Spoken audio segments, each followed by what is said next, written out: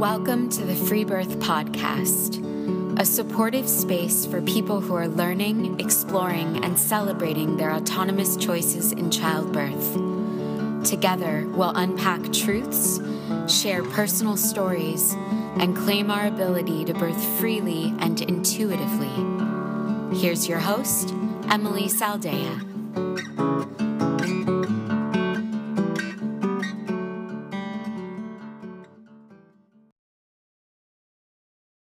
Exciting news, listeners. The Free Birth Society apparel store has opened. Head on over to freebirthsociety.com and check out the adorable onesies and toddler shirts, adult tank tops, hoodies, and more, all celebrating messages of free birth. Again, that's www.freebirthsociety.com.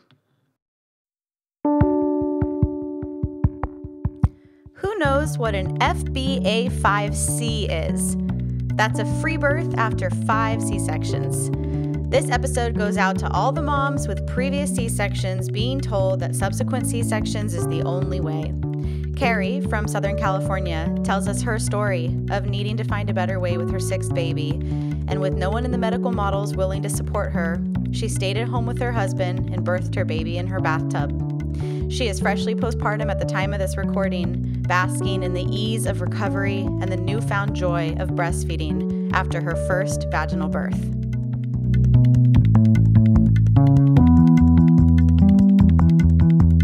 Okay, so let's start at the beginning with your first birth. So just tell me a little bit about the background of the births and you know why they were C-sections, and was the subsequent C-sections just because the first one was, or just give me a little bit of background of your birthing or your prenatal history before we get to the 6th baby.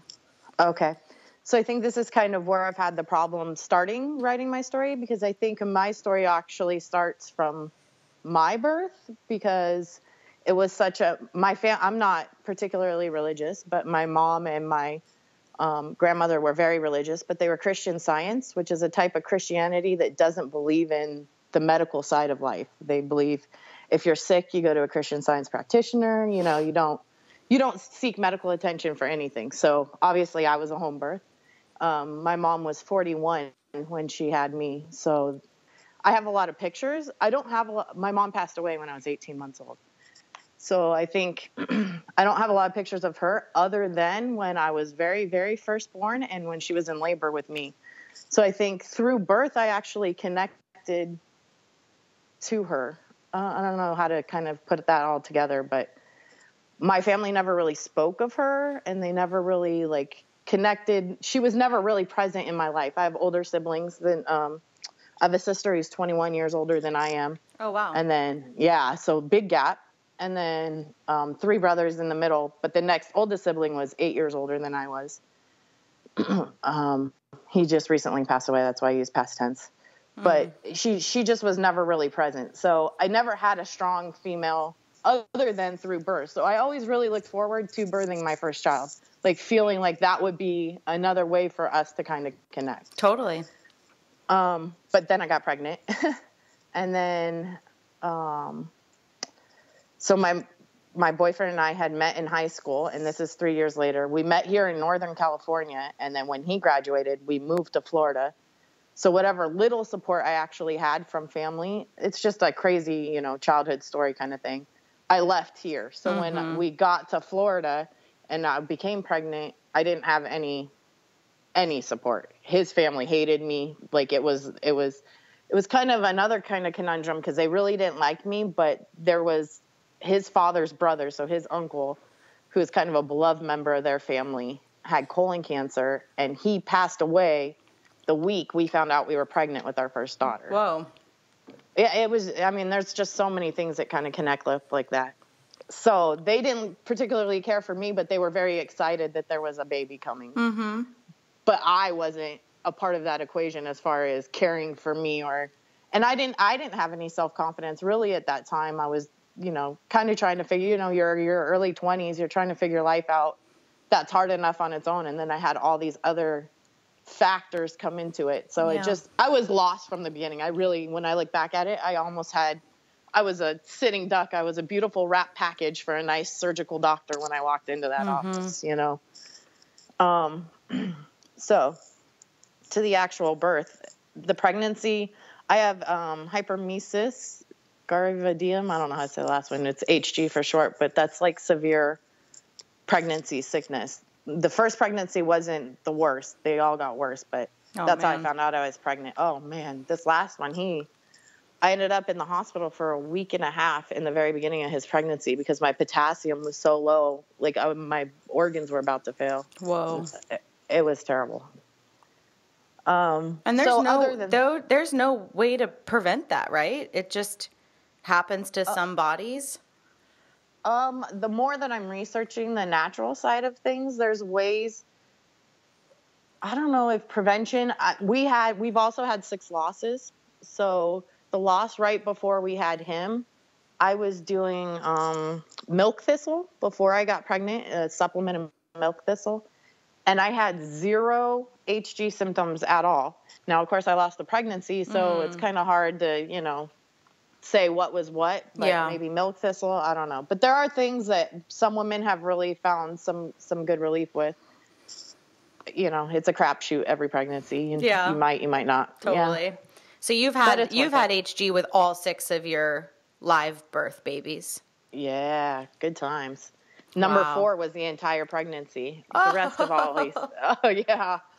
Oh man. I couldn't wait for that kids. C-section date. Yeah, right? With cut me open. Other kids to tend to. That's hardcore. Thank gosh the older ones are girl, and not that, male children aren't as attentive, but I have little mother hens, subsequent mother hens. So I've had more help the more babies I've had, if that makes any sense. So, yeah, for sure. Yeah. Okay, so we're in Florida. You're pregnant. You start. Family hates me. Family hates you. Not a great setup. And you're young. You're in your early 20s, and so you start having some sickness symptoms, pregnancy symptoms, and you're with an OB. Yeah, and then I was a waitress. My boyfriend was a waitress. And now I speak of my boyfriend. We're, going on our, 2017. We got married in 2003. So we're now happily married 17 years later or 14 years later. But he was your boyfriend at the time. Yeah, he was boyfriend at the time. We get state insurance. I think that plays a part into it, So I just felt like a wrapped up package. Other than the HG, the pregnancy was completely normal. I did that test at 18 weeks, the blood test where they, try to scare the shit out of you, where the baby has Down syndrome and all of that stuff. So they told us that she had Down syndrome. Oh my gosh. I know. And then they wanted us to do the amnio, which the risk of something terrible, catastrophic happening from the amnio, that percentage of risk was higher than the percentage of risk of her having Down syndrome.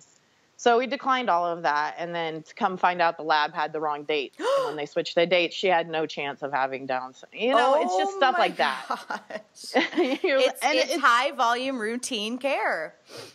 And it's little pieces like that where you start to realize they don't know it all. They don't have all the answers. They're human. They're reading the same textbooks. Mm-hmm. Yeah. So, when you're in the thick of it, you don't see it. But looking back, there were all these steps that created this pathway to how we got here, Mm-hmm.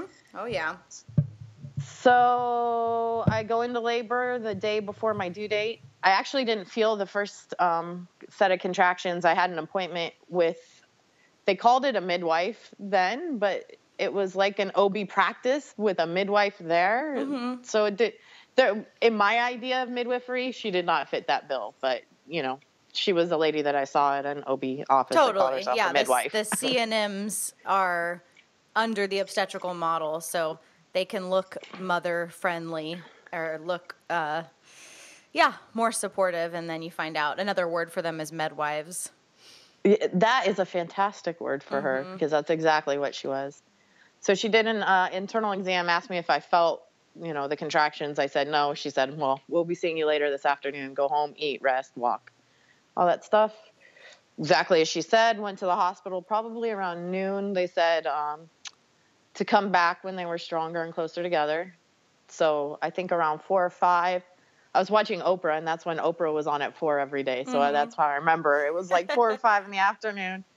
My water broke, and they just got crazy intense, the contractions. I don't even really remember them or any part of this story. This is just kind of the regurgitated version that I've heard from my husband and his family. But I just remember it being very intense, and I had no control from the beginning. I lost it from the beginning. So it was like a scene from a movie. They're running the red lights, and I'm half hung over the back seat, screaming. We get to the hospital, and they got me in the wheelchair, running me up the stairs. And I vaguely remember. It's so dramatic leaving the home, huh? Oh. It's so dramatic. It was like, clowns. One's running this way, and I'm just standing there like, hello, hi, me. One, actually in labor, but like I said, it wasn't even about me. It was about the picture, I think, and about like I guess what you see on TV or the story or, how it's supposed to sound when you're done. We got her and we rushed her to the hospital and she barely made it in the That's how I felt. I felt like I was part of a story that wasn't even really going to happen. So how were you treated upon arrival and getting admitted and... Well, again, I vaguely, it's sketchy what I remember. I remember the registration nurse, for lack of a better word, trying to get me to stop and sign papers, and that wasn't going to happen. Yeah. I had no ability to do that. Getting upstairs, I kind of remember them just kind of rotating me between the shower and the birthing ball, and kind of like, it was more like they were trying to get my screaming under control than actually trying to help me, if that makes sense. I remember a lot of like, shh, be quiet. You can't yell like that. You can't. Ew. I remember just feeling more and more like a shriveling flower. Like I was just physically closing myself down. So then I got the epidural, which was, of course. At that time, lovely. And I never intended not to get an epidural, never even crossed my mind not to get an epidural. Got the epidural. Everything was great. Fully dilated. I never felt, the urge to push. They just checked me and said, you're 10, time to push. Even when I was pushing, I don't ever really remember feeling the urge to push. And they always had to tell me, okay, you're having a contraction. Now you have to push. But I remember having like bowel movements while I was pushing, and then the nurses like saying things about it. And again, I can just feel myself shrink. And I never, from the moment I stepped I never really thought about it, but from the minute I stepped in the hospital, I never envisioned myself vaginally delivering my child. Wow. Like it never connected. I almost knew it wasn't going to work. And I don't know that I was ready in my life journey maybe for that. I don't know. Yeah, I just knew it wasn't going to work. You're pointing to such a significant issue with hospital birth that before you arrived at the hospital, you were a wild woman. You were a wild woman in labor, right? You're screaming, Absolutely. You're moving around. It's all, it's wild, right? And that is physiological birth. Physiological birth is freaking wild. And that does not fit into the model of what is acceptable on labor and delivery. You need to be contained. You need to not scare the other rooms. You need to be manageable. And so everything organizes around you numbing out with an epidural so that you can be a good girl. Right? I mean, that's so what it felt like. Well, and what you're saying about the shriveled up flower, gosh, it's just such a perfect description. I've seen that so many times in attended births. That's exactly what it feels like, is these wild birthing women have no space to be, and to have their process, which is completely normal, but absolutely unacceptable in this very paternalistic model of birth, which is shut up, lay down, and be a good girl and do as we say. And so, you're speaking to such a rooted problem, of what we're seeing in our culture in the last 100 years or so. And I totally feel like if there had been that one voice saying, this is normal, you're don't be scared. It's okay. You know, if somebody would have been that voice for me, I'm a crybaby, just let you know too. So it's not going to be the first time. Yeah, it's okay. Right? And how little is that to ask for? If you could have had some person on your team normalizing it. I mean, that is like the bottom of the barrel request, you know? And even if along the lines, you know, if somewhere in education, like there's real education in what, you know, stop worrying about civics and economics. Let's go back to the basics and let's tell people it's okay. You know, it's okay to be so many things, but there's still this area where it's not okay, you know? Well, and it needs to be okay. Yeah, it's not okay in this patriarchal culture. It's not okay to be a wild, powerful woman. You know? No, they don't like it. They really don't. So you felt very silenced, it sounds like. And embarrassed, you know, and I was done at that point. Now you're talking like 1:00 in the morning. Mm-hmm. You know, and my midwife appointment was probably at 9:00 in the morning. So, you know, it's just been hours and hours of feeling like just unsure. And I think mentally I was just excited. So, you know, after 3 hours of pushing, Justin, my husband, said he could see her head. So, you know, she was there. Whoa. You know, he could see the crowning. He could see when they finally took her out by the C-section, her head was so elongated from being, she was there, you know, she was there. We were there, and it just didn't come out. I wonder why, if she was so low, they didn't do vacuum. Yeah, I don't know. Or even forceps versus a C-section. It was never even an option. Do you know, like, the technical reason for the surgical birth?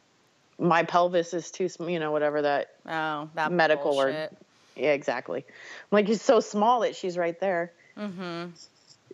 On your back, on an epidural, being shamed, nobody telling you can do it, and then we're going to say your pelvis is too small. Oh, my God. That is... We're going to make it the smallest we can make it. Right. We're going to make it the worst circumstances for if your pelvis is smaller, if it is anything, you know, we're going to make it odds so stacked against you. There's no shot. Blame your body. Right. Right. Okay, so you got all the way to the end with her right there, and then you roll in for surgery. Yeah. Oh, wow. That is a painful tale. It was painful to think, you know, coming out of the surgery to think that we were right there. Mm-hmm. And I had never heard of VBAC before, but from, you know, recovery on, that had become my mission, as I knew I was going to have baby 2, a vaginal birth. Okay. So not knowing that it was a thing. Cool. So what was your recovery like and processing of that birth, and then lead us into your subsequent births? So recovery's terrible, as in every C-section. You know, it gets easier the more you have, because you learn kind of tips and tricks for dealing with things, but it's excruciating breastfeeding. Now knowing, because I have a reference, the difference in breastfeeding between having a C-section and vaginal birth, definitely the reason why breastfeeding was so difficult for me. Oh yeah, you have huge hormonal gaps. And just the physical healing, you know, it was very painful, and it was just terrible. Yeah, I hated it. I hated the recovery. That's definitely the worst part for me. I never really had fear going into the surgeries. I never really had like anxiety around C-sections, but the recovery was always brutal. The thing in the back of my head that was like, do you really want to do this again? You know? So you spend your whole second pregnancy preparing for a VBAC? Yep. Did my research, found out, first of all, that VBAC's a thing, then found, you know, the doctor in town that's the most VBAC friendly, that they all say. And, he seemed very supportive all the way through. And so this is, you know, baby New Jersey, baby number 2 that we've kept having the nosebleeds for. And these nosebleeds were like, wasn't just like a bloody nose. It was like huge clots. Anyway, it became concerning. Yeah. So the weekend before she was born, we went to the fair, and I had another huge one. So I just called him Monday morning to say, you know, is this something that I should be, is it a sign or a symptom of anything, basically? And he said, well, why don't you just come in and we'll just check you out. Went in and he said, oh gosh, this baby is getting so big and huge. And I really think that, given your previous medical history, I really don't feel like she's going to fit. And I feel like you're going to set yourself up to fail, and you're going to go into surgery. You're going to go into surgery, He was under spooked. emergency circumstances. And we would rather, Classic. we'd rather you just go down and fill out the paperwork and set yourself up for surgery on Friday. Yeah. Is basically how that appointment Let's went. control this environment. It's a lot easier. And I'm 38 weeks at this point, so, not even close. Okay, how'd you feel? So that doesn't even sound like that had anything to do with that he knew anything about your nosebleed situation. He never even really addressed it. It was so crazy. The appointment just became about pre-registering at the hospital and getting ready for surgery on Friday. They're so freaking sneaky. It's like, and I didn't even know how I got there. Right. And in that one conversation, that whole 9 months of building myself up for this one experience, I was like, all right, we're going for a C-section on Friday. It's like days you leave and you're like, I think I just scheduled surgery. That's exactly how it felt. Totally. I've had, many birth clients that, they hire me. They're all about having a normal birth. And around their due date, they'll call me and they'll be like, I think I just scheduled a C-section. I'm like, what? What are you talking about?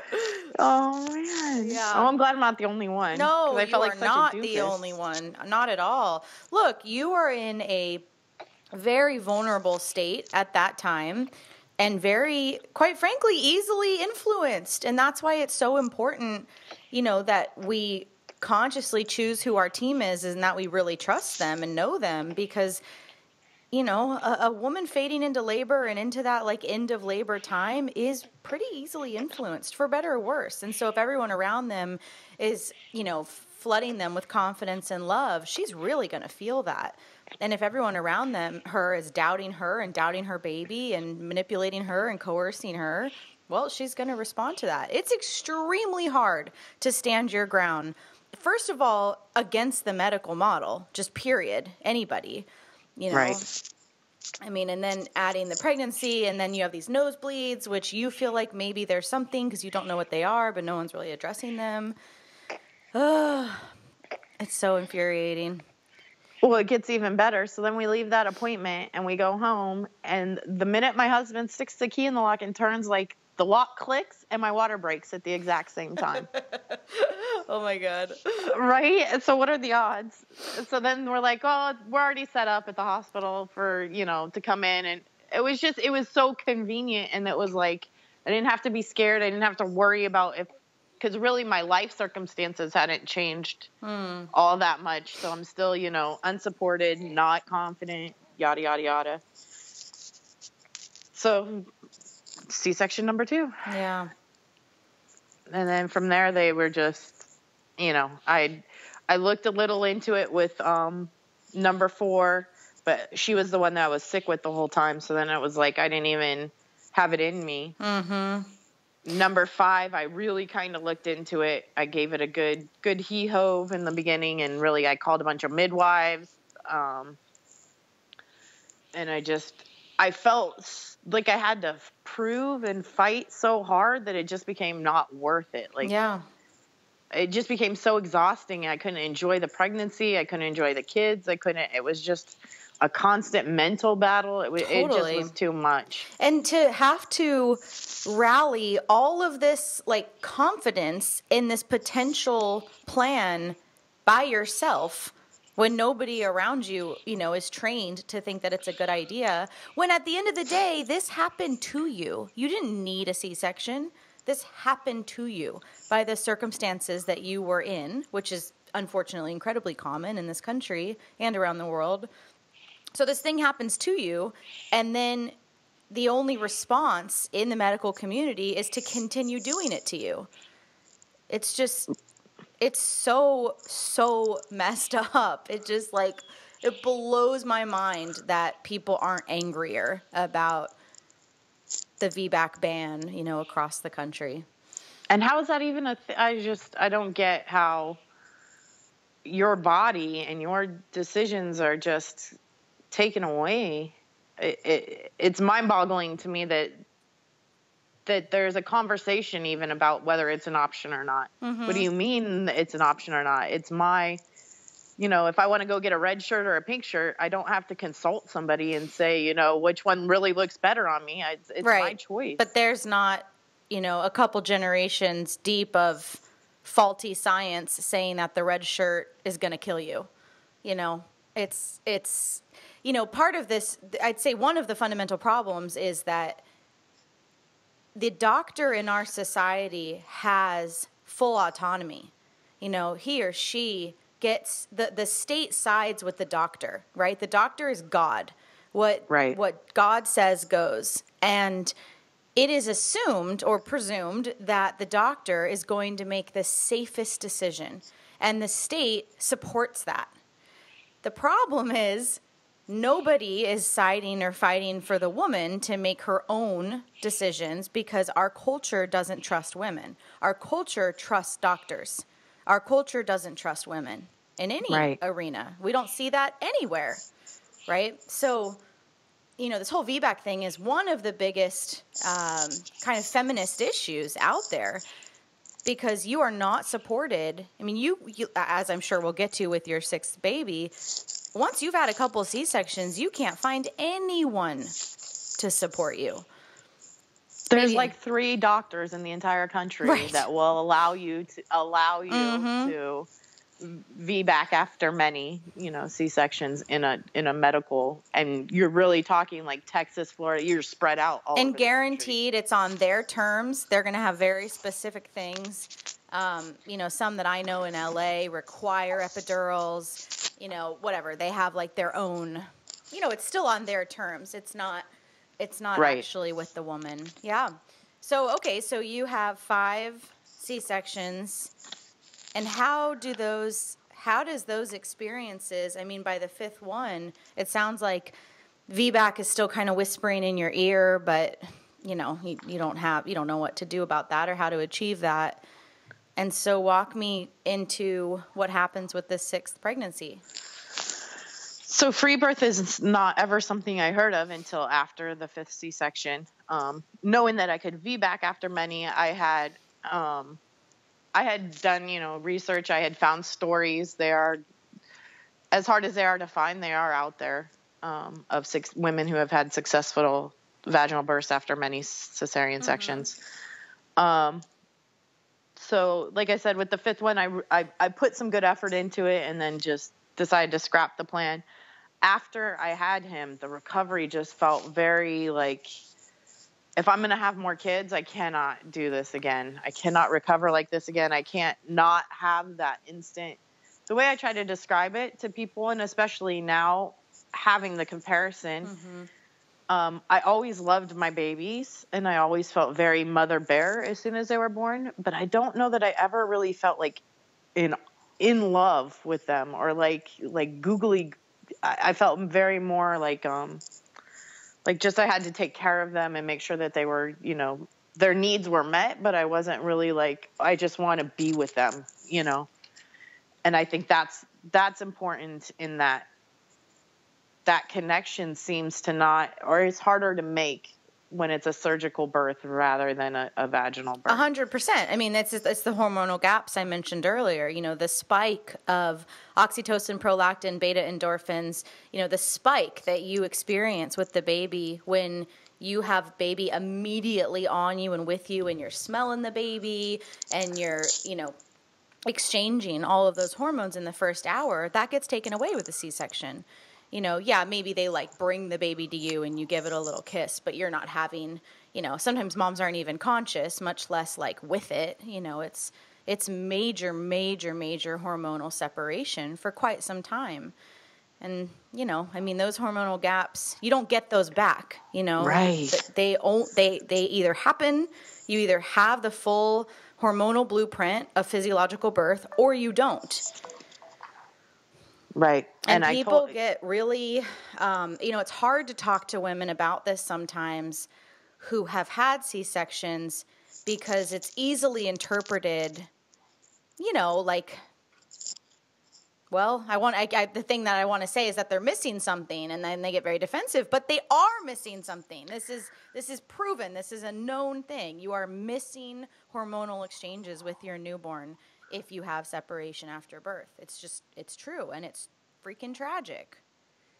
And it's funny because I have the perspective of both lenses, because now I was defensive, and when people would say that, I'd be like, I'm not missing, you know, I love my child. Like, of course. You don't even know you're missing something. I think if you've never had that experience, you don't even realize that you're missing something, because it's so profound and it's so much bigger than you can put into words. That you say, you know, you love your baby. It's a whole different, it's an engulfment of love, and of love for yourself. You find this new you, kind of, you know, and it's a total process that you lose totally in birthing through C-section. Yeah, and birthing, you know, it really can make or break a woman.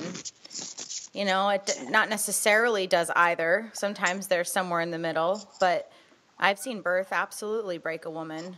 You know, not normal birth, but unexpected surgical birth, or, you know, being violated in their birth, or having their freedom stripped away. I've seen how that affects their confidence and them, you know, not feeling like they can trust their maternal instincts. And, you know, and then I've seen women who have had normal physiological births, and it's cured eating disorders, and it's cured self-hatred. And, you know, I've watched how it's like what you just said. I mean, the level of self-love that you can access through having this normal hormonal and physiological experience. You know, I'm a broken record, but of course the patriarchy wants to hold that down. Of course it's dangerous to have generations of women walking around feeling powerful. You know, a lot of industries would fall if the average woman was walking around feeling confident and strong in her body and in her space. Totally, 100% agree. So you hear about free birth, and does something just click? Like, what happens? So that's I pretty find wild. It is, to go from not knowing to, you know, experiencing. So then I found some Facebook groups that were vaginal birth after many C-section Facebook groups, and it just kind of naturally led from being in that environment where, you know, it's positive thinking in that arena. Then you naturally connect with people that you just bounce. And then finally I found indie birth, and then through that kind of started just researching the idea of like, oh shit, you mean I can have my own baby in my own house all by myself? Like, it'll really just happen like that? Oh wow. Gosh, how far we've like detached from our normal biological reality, that is such a radical and new concept to all of us, you know, not just you. I mean, to everybody, you know, that first time that we think, oh, I could just have my baby at home by myself. Like, you know, I mean, I remember the exact moment I had that thought too, and was like, wow, that is the most normal and obvious idea I have ever heard. But wow, how many steps we've gone to be disassociated from that. Perfect word. Yeah, no, and for me, it's even more crazy because, like I said in the beginning of all this, that's my connection to my mom. You know, like I've always, I guess maybe in my heart, I always knew that was my route, but my head took me differently, or my life. I don't know. You know, I'm still really trying to process. It's like a chapter has ended and started in all of that all at the same time. And it's and there's still something very processing. Very beautiful about, you know, that there was a whisper or a scream in every birth that you had, bringing you back to vaginal birth. You know, I mean, obviously, right? Like that was something that you never let up on. You never just fully succumbed to it, as we're about to get into with your 6th story. And, you know, maybe that is your mom inside you, and maybe that is that beautiful blueprint that she gave you, you know, that you have a blueprint for normal, you know, home birth in you, and your life and the culture you were in, and the lack of support system, and you know, blah, blah, blah, blah, blah. All of these things were completely stacked against you, but you have a blueprint that kept coming up and kept pulling you back to having the birth that you finally had. I totally, it's like the whisper of the souls that, you know, your children are out there. You know, you know, when you're on a path, you know, you feel like when you're not fighting the stream that you're on the right path. And it kind of felt like I had to succumb all the way to find my voice. I had to be, you know, broken down all the way to be like, all right, that's enough. You know, like to the point of like, I don't have to go in and fight you. I don't have to go in and stand my ground and really, I don't have to go in at all. Right. You know, what a Exactly. beautiful freedom. Like you can think what you want to think and you can birth babies the way you want to birth. I don't have to do it that way. It was really just a freeing thing. It was beautiful. Yeah. So at what point in your pregnancy with this little guy did you align to this free birth? So now it gets crazy. On a whim, we decided to sell our house in Florida last summer. So we had a really sad miscarriage. The pregnancy before him, we miscarried at 13 weeks. And it was like I had a labor and I actually delivered something. So I think that in a weird way was kind of like oh yeah, your body really can actually, you know, unfortunately that pregnancy didn't, you know, carry to term, but it taught me a lesson all its own that, you know, even in those early weeks, your body still can labor and deliver. And I was in labor for 2 days, which I just now connected the dots. When you hear the story, it's almost identical. That miscarriage labor was almost identical to this labor. Oh, very weird. Wow, cool. Yeah, really cool. So on a whim, we decided to sell our house in Florida and move across the country to Portland, Oregon. We did that in about a 3-week time period. Sold our house, packed it all up, sold everything, and packed our minivan and 5 kids and a dog and hit the road. Got to Portland, decided we didn't like Portland, and then decided, okay, so now what? Our quick plan B was to buy a travel trailer and a truck and to travel the country. Got as far as Southern California, where my husband's family all was. Kind of hung out here for a minute, and then bada bing, bada boom, found out we were pregnant. Oh, wow. So after the 5th birth, I always thought, okay, if I do this again, I'm doing free birth. No doubt, it's just going to happen that way. So you had heard about free birth after your 5th before this little guy came. Right. In between 5th and 6th, I really got involved in the Facebook groups, and that led me to the indie birth group, and that led me to the idea of unassisted or free birth and all of that. So, and as far as research goes, I read some books, you know, the spiritual midwifery book, Ina Gaskin, is that her name? Birth Partner, maybe call it a doula book here or there. But I never really threw that much into, like, I never really wanted to psych myself out too much. I didn't want to make it bigger or harder or more than it needed to be. I wanted to have, you know, some basic ideas of if A happens, do B, or if B happens, C is an option or whatever. But I never really wanted to, like, make it such a big deal that it was bigger than what it was, you know. All right, so we sell the house, buy the travel trailer, end up in Southern California, end up pregnant. So I call myself like a soft granola bar. I'm like part crunchy, but I'm still kind of basic. You know, I do Starbucks and Target, but, you know, I don't do medicine. I eat organic, you know, so it's kind of somewhere in the middle. So somewhere in that thinking was like, okay, we got to sell the truck and the travel trailer and get serious now and get a house and figure out what to do before the baby's born. Then the HG, like I said, got really, really bad with him, the worst that it's ever been. So then I kind of fumbled back into the medical world, just having to with being sick with him. And then again, kind of just wavering. I just was on this line like maybe, maybe not.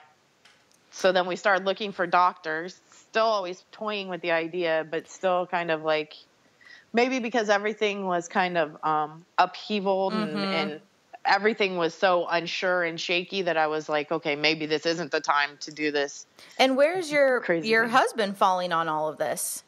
He's amazing. He's like the most amazing person. He's he's so connected to instinct and to intuition that he was just like, whatever you want to do, you know, I know you're going to make the best decision with us in mind, you know, with the whole team. We call ourselves a team or a pack. Of course. With the whole pack in mind, you know. So he never. That's awesome. And he's a kind of buck the system kind of person anyway. So he's always in the background kind of like, do it, you know. That's nice. Yeah. Yeah. And that's been an evolution. That wasn't always in the beginning, you know, but as we both grown over the years and educated ourselves in different areas, yeah, he's definitely always been team stay home. So then I'm back to trying to find a doctor, trying to find adequate care. We ended up in San Diego at a doctor's office. There's a big children's hospital, baby and children's hospital down there. I can't think of the name at the moment. But I thought, well, if I have a C-section, that would be a good hospital at least to be in, you know, these circumstances. And then you know, I don't do the glucose testing. That's always an issue. I don't do the triple screen. That's what that blood test is called. That's always an issue. I don't want vaginal checks. That's always an issue. So I went to I went to the one appointment in San Diego and just decided the drive was too far. Found an OB out here.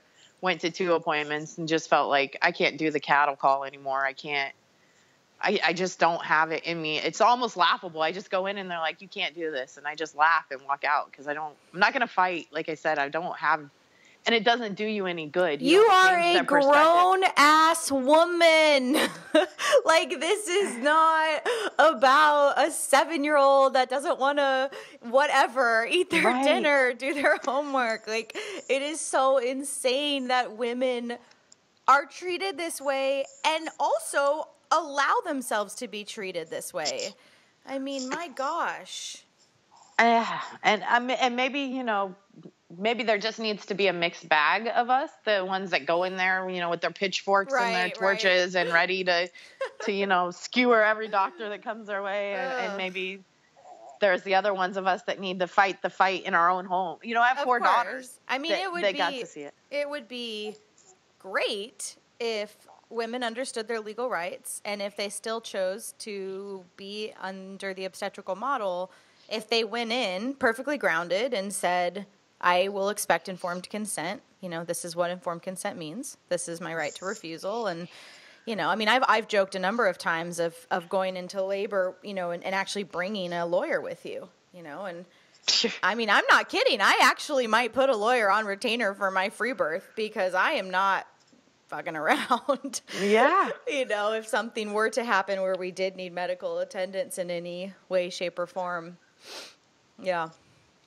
It's scary. Like, you're talking about giving birth and having to legally protect yourself in the same set. Like, it just makes no logical sense, common sense, you know. Well, we really have to face the fact that we are in a culture that does not care for moms. It does not care for babies. It does not care for women. I mean, women are not free. You know, and women don't, especially privileged women, especially white women, don't really seem to understand this because we can run our own businesses and we can get in a car and do whatever we want. That does not make us free. I mean, because we obviously can't do whatever we want. You know, we have serious limitations to our reproductive rights. In 2017, white women voted for the person who's in office who is limiting us right now. I mean, it's just... Oh, it's just mind-blowing. It's really sad. We really fight against ourselves. You know, we really, you know, and back to what you were saying earlier, I mean, there's no education in this. And also on the obstetrical side, doctors aren't being taught informed consent. They're not being taught that. They're being taught it's your turf. You know, it's your turf. People are coming here for your help. You get to do what you want.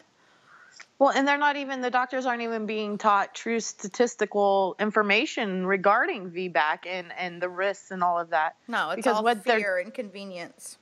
Yeah, they're telling you like you're going to die when you're at the very highest risk. You're at 2%. Like, hello. Like, those are pretty good odds. Yeah. You have a higher chance of getting hit by a car on your way to the hospital Absolutely. It's incredible. Okay, so wait, we're in the LA area. You are pretty over your OB appointments. Done. And at this point, are you like, okay, I'm just going to stay home and see what happens? I think I just was kind of living in this like bubble of somehow this magical answer is going to just come and float down and, land on my lap and I'll know when I know how I know when I know. Like, sure. I was really trying to not put any pressure on myself and kind of leave every door and every window cracked at least somewhat, so that I've been very known in my life to be very left or very right, all or nothing kind of person. And I'm trying to find more gray area and more options and more not committing to a team or to a decision without giving myself all the options, So it was a very just see how it goes approach. Yep. I was just kind of living every day and taking it as it came. So then what happened? So then I think it was like 35 or 36 weeks. I got a kidney infection. Oh no. Holy, every expletive in the book. Oh, no. Man. I thought it was labor is what I thought it was.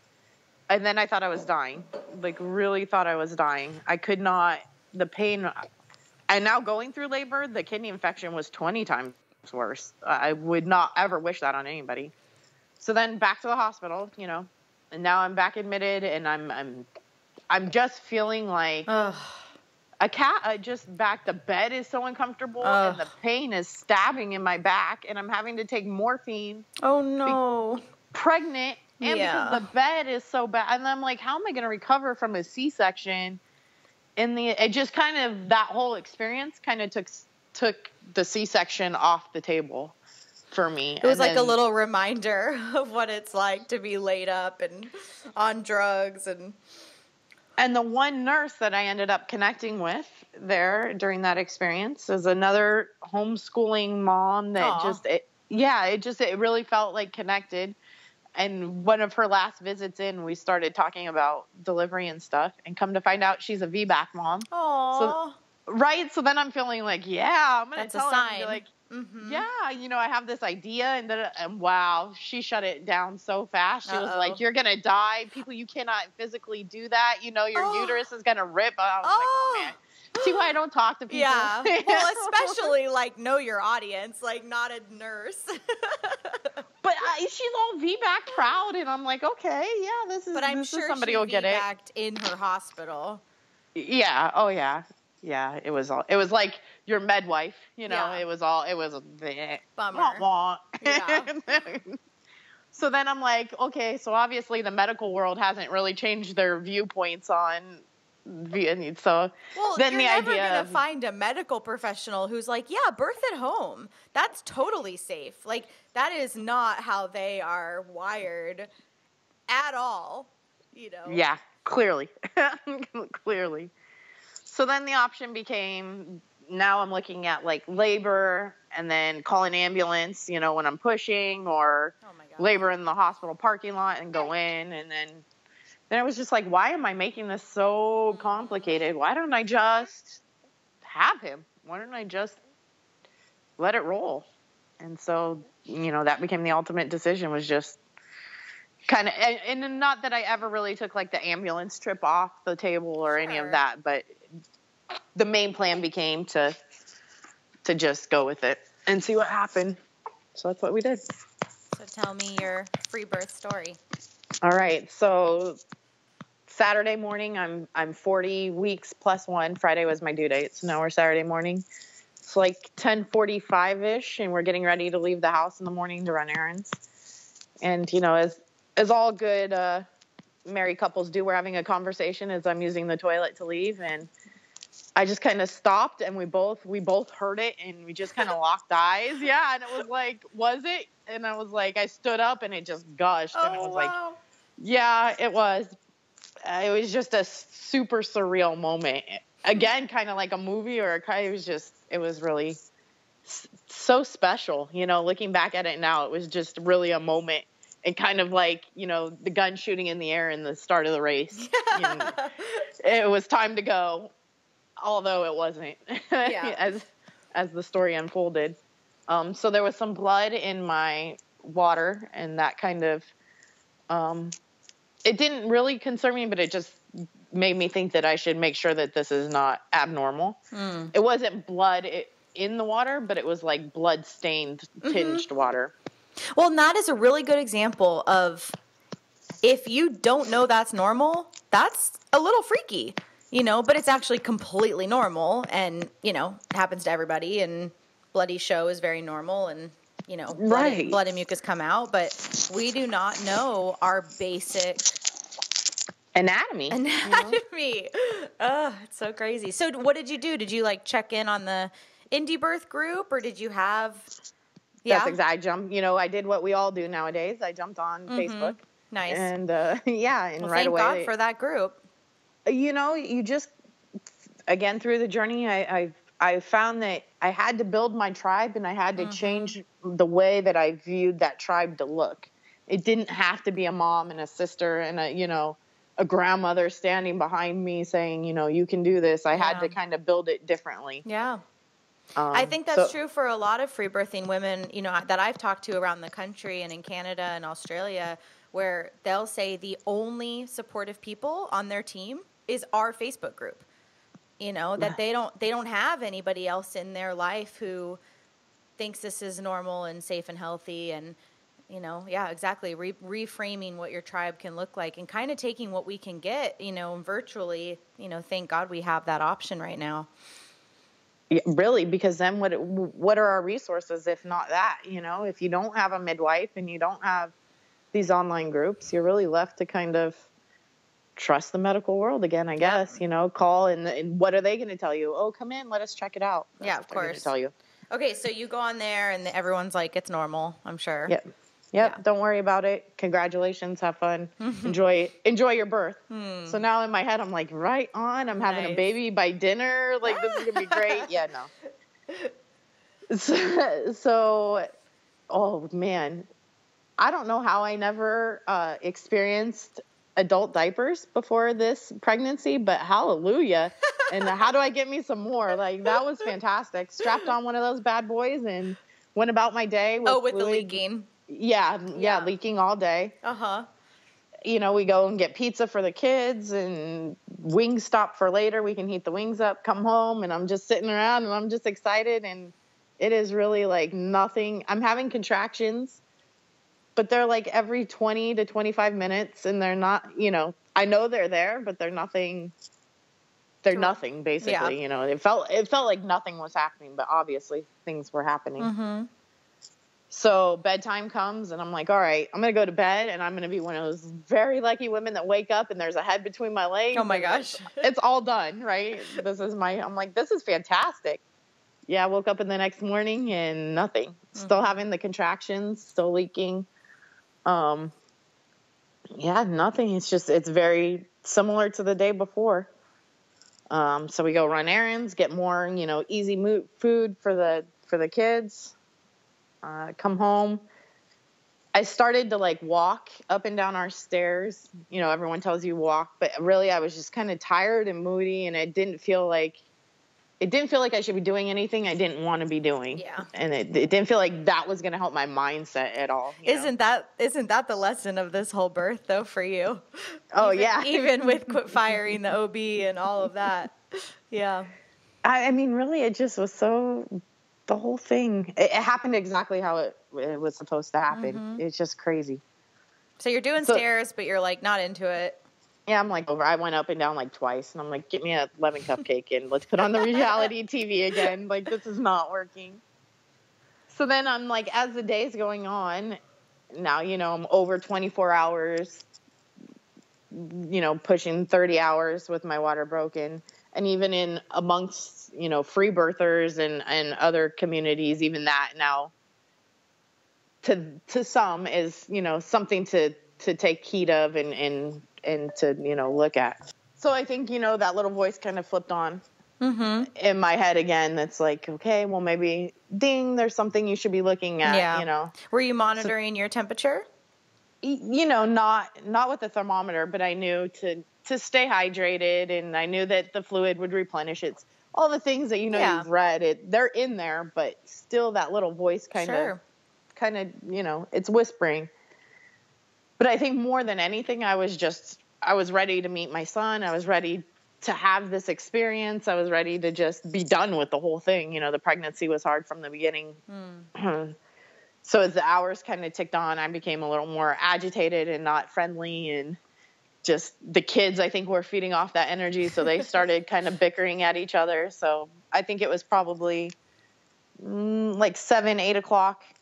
I said, that's it. You guys go to bed. I'm done listening to you guys fight. Started, you know, bickering with my husband. Like, that's it. I'm done. I want to go to the hospital. I just want to have the C-section. You know, it's not happening right. And as like these things are happening, again, now here looking back, I can see the contractions are now, I'm not even noticing it's happening, but the contractions are now becoming closer together. I was going to say, you getting all irritable and like scratchy makes me think your labor is picking up. That's what it was. But I didn't recognize the song. I'm just like, I'm turning into super bitch at this point. Like, get away from me. Get me, you know, I'm like, go away. Now come hug me. Now I want a cupcake. Why did you bring me a cupcake? Oh my I want to go to the hospital. That's me on a normal day. Magnify it times 10, and that's labor. Oh man. So then I said something smart to him, like, you know, because he's telling me you don't want to go to the hospital. I'm like, no, you don't want me to go to the hospital. This is more your dream than my dream. Oh, I God. just want to be done, you know? Like, everything in the world was his fault. Totally, for sure. So I'm like, I'm going upstairs to take a bath, and, you know. That's nice. Yeah, I'm like, that's it. And I just stomped my way upstairs in the bathtub, and the second I got in the bathtub, it was like the show was on. So they just started coming, like, they went from 20 minutes, you know, I'm still downstairs, they're probably 5 to 10 minutes apart, and now I'm upstairs and they're like 3 to 5 minutes apart in the bathtub. And now I'm just pissed at the world. Like, this hurts. I don't want to do this anymore. I'm going from the bathtub to the toilet and everything. I'm just riding on instinct. I'm not like really thinking. I literally would be like, I want to get in the tub. I would step in the tub and then I would just step back out and go hands and knees in the bed, and still not even putting it together. Like, this is real. Like, he's coming. Like, this is it now, you know? Like, I'm just thinking things are still not working right. I don't know. So at some point, probably like 9:30, now we're like a contraction's ending, and I'm like taking a breath, and the contraction's starting again. And I'm cussing and I'm screaming and I'm asking for a wild gun. Woman. Oh yeah. She's rearing her head again many years later. Give me an ambulance or give me a gun. I don't care. Somebody give me something. Like, that's it. So being pissed off and stubborn, now I'm in the bathtub, and I just laid back and I said, you know what? I looked at Justin and I said, I don't even care anymore. I got to take the biggest crap of my life, and I'm going to sit right here in this tub, and you're going to clean it up when I'm done, and then I'm going to get back in the tub. Like, I was so mad at him. You're like, and after I take this big crap, I'm going to go get my C-section. Yeah, that's exactly what I said. Exactly. That's funny. And for some reason, intuitively, he looked. He just happened to look, and he's like, babe, he's like, wait, no, I think that's a head. Woo-hoo. And I just laid back, and he's like, and I just felt this need to like push, and I pushed, and you're in the bath.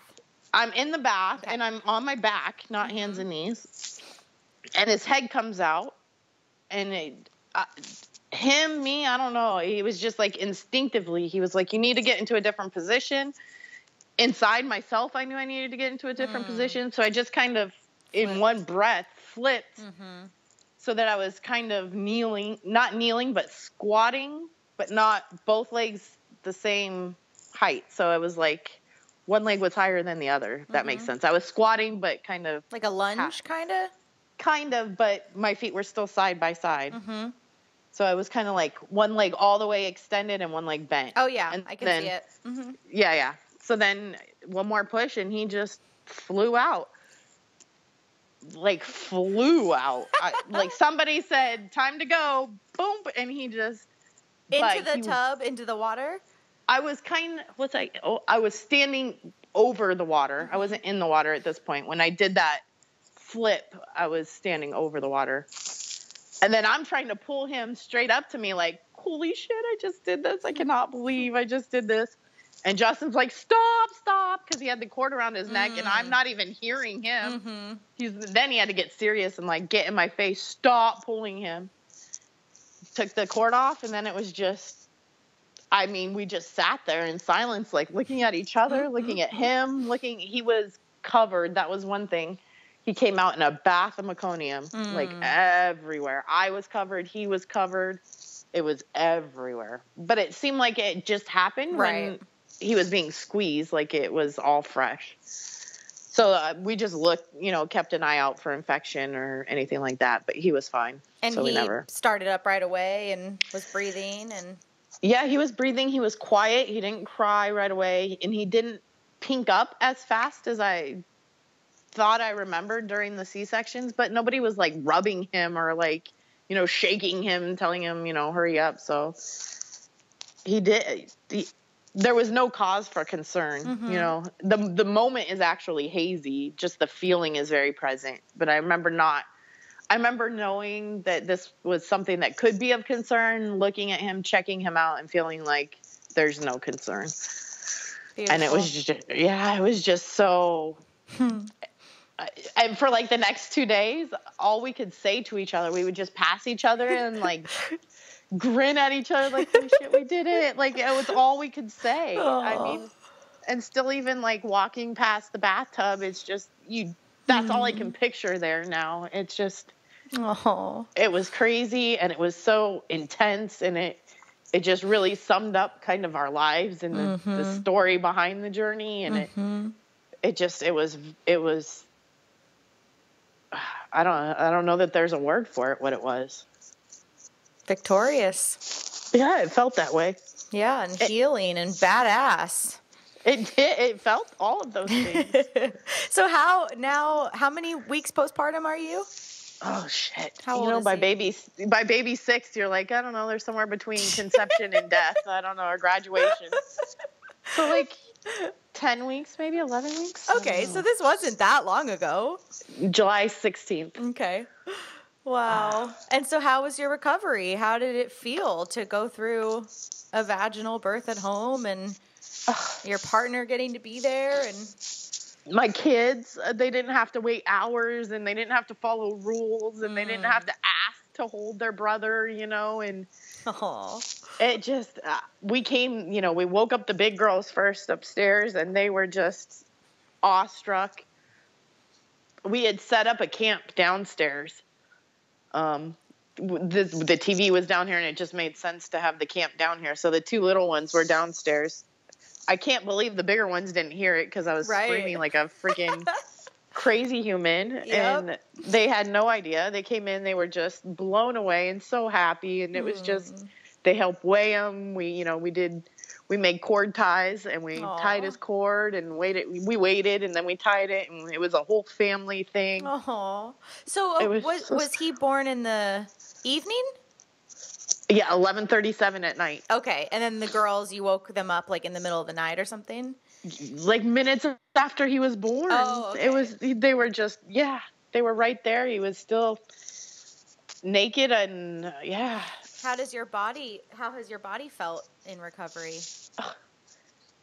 Like, you don't even know what you're missing. Like I tried to say this earlier, you don't even know what you're missing when you have the surgical birth, because you don't even know what it's like to not physically be recovering from surgery and trying to bond with your baby and breastfeeding I've never been able to breastfeed for longer than a couple weeks because it was, the scar, the incision hurt, everything just hurt. I think emotionally it hurt. I don't know. Yeah. Just never. And now it's like, at this point in all my other babies, I was already long on to bottles and formula. And I would even, I would instantly pump before so that I could get relief and time to sleep and heal. And now it's like, he's never had a bottle. I don't even want to even, it's so easy and it's so beautiful and it's so natural. And I just don't want to even introduce an interruption to that, Yeah. To be home. So we come downstairs after we've cleaned up and I showered and he's clean. And the 2 little ones are down here. And my 4-year-old, she's such an old soul and just a little spitfire. She just hears us coming down and she wakes up and we're like, Blakely, guess what? Bex is here. And she looked and she kind of like nodded, like half sleeping. And then her eyes opened really big, like it hit her. And ever since then, she will not leave this guy alone. She is like glued to him. And just to see that instant connection and not the first time they see their sibling be through a picture, from the hospital room. It's brought our family closer together. It's done a lot for one experience, but it's not one experience. It's a culmination of many experiences. And yeah, it can heal a whole family. Especially one that's been through. We started out very young, so there's been so many transformative moments and intersections, and so many times we could have gone right when we went left, or vice versa, and so many times we could have given up on, and just it's a lot, and it's a lot to be there and to look back and be like, all of that was for this moment, for this something, and for the moments that are to come. But it's a total payoff for the work of relationships. So how would you say this has changed you as a woman? I would say that I'm still very much processing that. The immediate change is that I definitely feel more powerful. I feel more able to trust myself and to know, I don't always have to second guess, and I can, as crazy as the idea might seem, it's totally valid, and, it's worth exploring, and I just feel more confident. I've always been a risk. Obviously we sold our house and moved across the country in, 3 weeks, and even crazier, that's the second time we've done it. I've never been afraid to take risks, but I think I've always had this whispering fear of, if you fail, like, you're going to be a failure, like, I had to make everything work, and I had to have all the answers, and I had to have a plan, and I'm feeling more able to just trust a process and trust that having the answer doesn't always look like having the answer, that knowing that you're in the right direction, or feeling like you're in the right energy space, or feeling like, all of that is as good as a definite answer, like C-section or free birth or vaginal birth. Knowing that I'm okay with trusting where I'm at with it in that moment is okay too. I don't know. It's a lot still processing, but I feel more confident in my ability to really trust myself and not just kind of be like, well, I'm going to do it and hope for the best. I feel your situation is definitely an example of where having a 6th C-section and all that comes with, not just physically, but emotionally, actually, when it sounds like when you tallied everything up in your heart, actually felt more risky, to you and your family and your emotional well-being than the potential risks of settling in a home and trying another way. And I really came to find out that, like, the risks of a vaginal birth are the risks of a vaginal birth, regardless of a C-section or the amount of C-sections. There's risks in the C-sections. There's risks in the vaginal birth. There's risk. Right. And there's risks in eating cereal for breakfast. Exactly. Right. Nothing's safe. There's risk in everything. It's all about assessing the risks, to what is comfortable for you, Right. And like for me, I feel like the risks of how I would be treated in a hospital are much more dangerous for me than the risks of birthing at home an hour away from a hospital. I'm like, sign me up for that, because those risks I am more comfortable with. And that is not the case for a lot of people. And that's, of course, completely fine. Wow, what a story, girlfriend. Thanks for letting me say it out loud. It's nice to say it to somebody other than myself in my head. It's nice to hear it. You know, I think there are so many women who are going to hear this and will resonate with your story and the position, you know, that you've been put in. I mean, I have women all this time tell me, I had a C-section, you know, turns out for non-medical reasons, and now I can't find anyone to support me to have a vaginal birth, you know, so I'm going to free birth, and I'm scared, and I don't know, you know, I just don't have any other option. You know, it's not, I think a lot of women who are VBAC free birthing aren't doing it like fearlessly. They're doing it because they cannot have another C-section. They just know. And so stories like this, where you had a very normal and kind of comical, you know, birth, you know, at home, you know, and it's just, it's important. It's a simple story, and it's important for people to hear. You know, we have it in our group a lot. We have a lot of women ask about, you know, who here has had multiple C-sections. I'm trying to find one woman to tell me that they did it. You know, it's like, you know what that indie birth group did for you and what our group is doing for other women. And, you know, it's hard accessing all this confidence and self-validation with nobody else around. It's hard. And so we build these virtual villages, and we have things like this podcast, and, you know, we make friends with people on the internet, you know, because we're just looking for somebody to validate, you know, what we already know to be true when everything else in our life is going against it.